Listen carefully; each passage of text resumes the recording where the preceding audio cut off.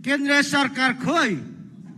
सम्माननीय सभामुख महोदय, यति बेला मैले आजभन्दा धेरै अगाडि चैत 1 र 2 गते हावाहुरीले उडाएको जनताहरूको घरको विषयमा मैले सदनमा सरकारलाई अनुरोध गरेको थिएँ।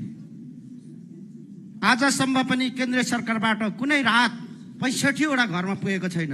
त्यस्तै गरेर 8 वटा स्कुलहरूको छानाहरू उडाएको मैले तपाईहरुलाई यहाँ अवगत गराएको थिएँ। मैले सदनमा सरकारलाई अवगत गराएको थिएँ। गृहमन्त्रीलाई हामीले भेटेर भनेको थियौँ, यो आवाजहरू जनताको आवाजहरू, भोजपुरे जनताको आवाजहरू नसुनेको कुरा यो आज मैले उभौली साकेलाको शुभकामनासँगै म अब चाहिँ सुन्नुहुन्छ कि भनेर अनुरोध गर्न चाहन्छु। भोजपुर यस्तो ठाउँ हो, तपाईँ आज मान्यज्यूहरू सब यो सदनमा बस्ने वातावरण बनाउने ठाउँ हो। राणा शासनले सत्ता लिइरहँदा भोजपुरे जनताहरूले पहिलोचोटि राणाहरूको शासन कब्जा गरेको ठाउँ हो। त्यहाँ